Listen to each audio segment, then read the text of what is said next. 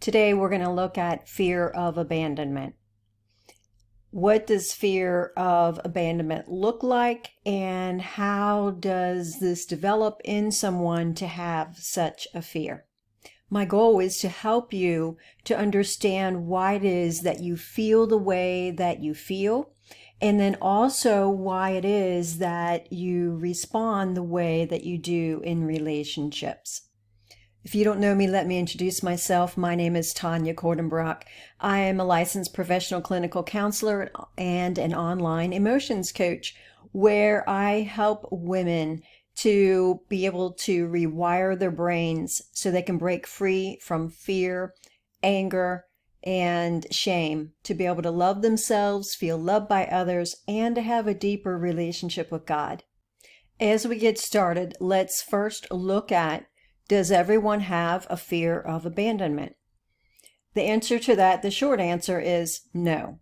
Not everyone feels fearful or has any type of insecurity within their relationship that they are afraid that they will be abandoned or rejected. However, every one of us has a deep need that God has built into us to be closely connected with others and to feel safe in relationships, to know that others can be there for us, that they can care about our own fears, our own insecurities, and our own emotional needs. We need to be able to know, if I call to you, will you be there for me?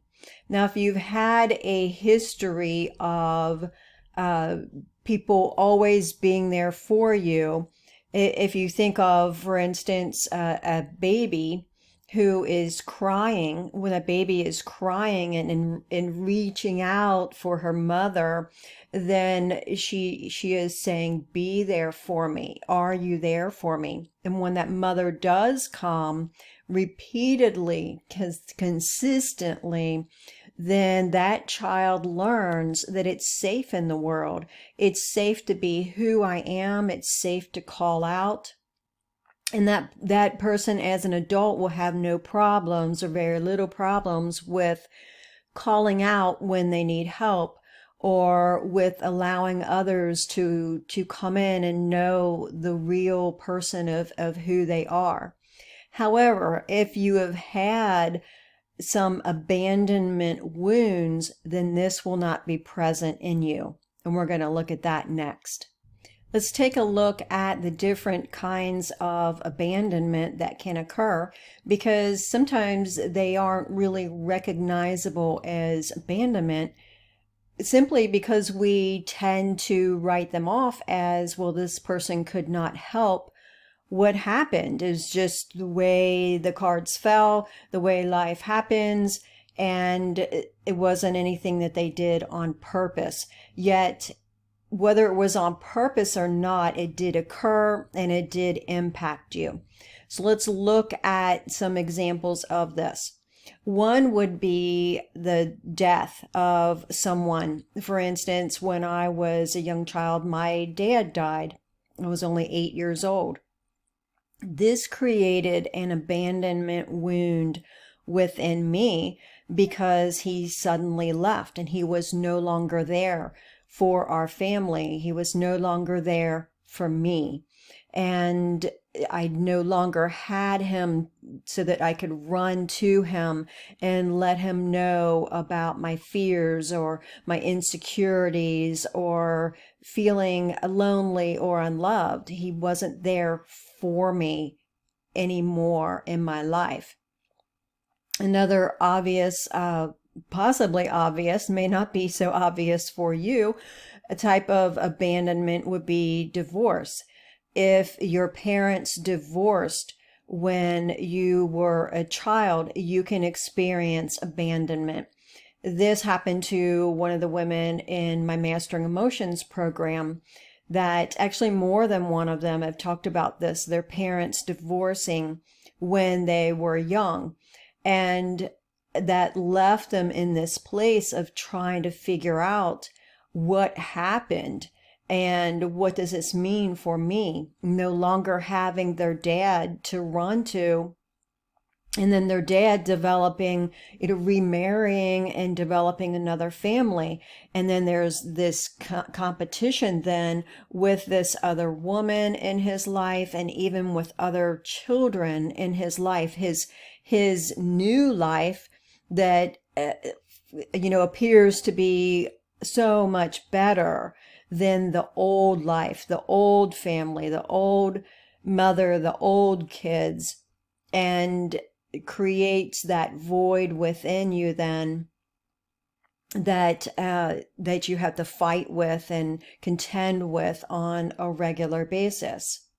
Another type of abandonment could be desertion, or just someone not being there, being available for you when you're in a crisis. For example, could have had a miscarriage and the depression that comes afterward, or a child dying and you sink into a deep depression, yet your family or your husband is not there for you. Simply nothing of their own fault, perhaps, possibly because they don't know what to do for you. They can't handle your depression, the emotions that you're experiencing.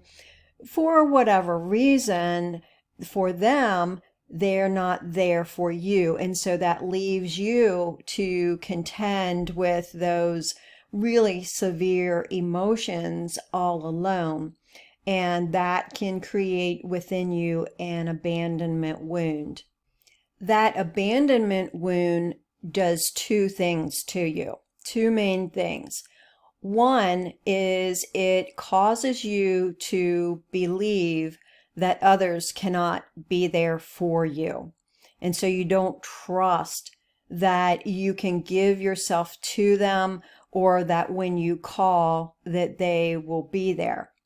Now, if your abandonment wound occurred in childhood, especially early childhood, then you will do what most children do, what all children do, is you turn it inward and you blame yourself. So then you develop not only this belief that others can't be there for you or won't be there for you, but you also develop the belief that something is wrong with you, and that this is the reason why others can't or won't be there for you, because you deep down believe that something's wrong with you.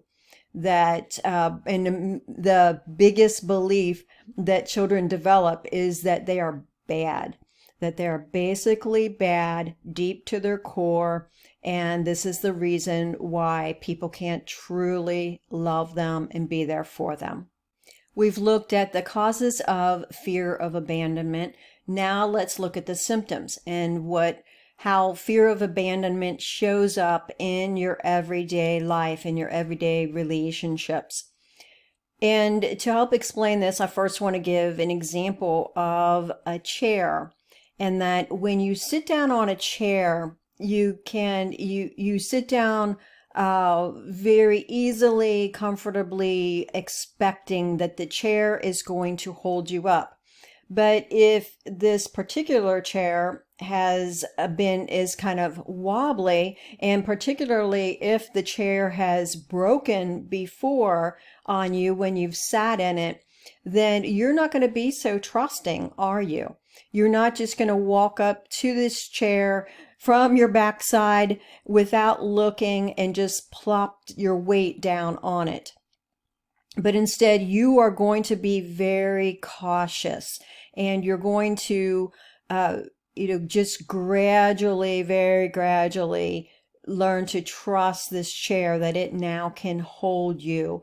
And you'll keep checking to see, if it feels wobbly, then you're going to suspect that it is going to break down, that it's not going to support you. So the same thing can happen in relationships when you have a fear of abandonment or fear of rejection, that you continually check to test Do you really love me? Will you really be there for me?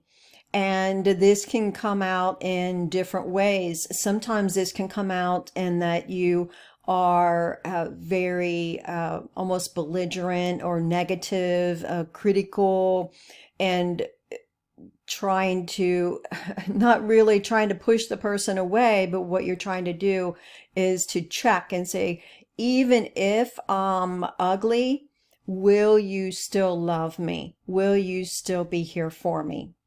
A second thing you could do with that would be to continually be asking, do you love me? Do you really love me? And even though this person may assure you, yes, I love you, still you feel the need to ask them. And with this insecurity, a third thing that you could do is to become a people pleaser so that you never cause any waves. And that is due to that deep held belief that you are at fault for someone having left in the past or not having been there for you. And so therefore you try to tone down any emotions that you would have so that you don't share then your own emotional needs. You don't share your hurts or your anger because you always want to be pleasing to the other person, and you never really share what it is that you genuinely feel. And because you believe that people can't be trusted, then you will also push them away by being mean to them, or you could also shut yourself off from others and never really reveal the true you, and always hide behind a wall. So now what we have looked at is that desire to be fully known by others and to feel safe with them, to reveal the true you, that this is absolutely normal. There is nothing wrong with this. But if you've had some abandonment wounds, especially ones that were really painful or ones that occurred in your childhood, this is going to impact your view of the safety of others, whether they can be trusted to be able to be there for you. It's also going to impact your view of yourself, whether you are a person that people can genuinely love and care about.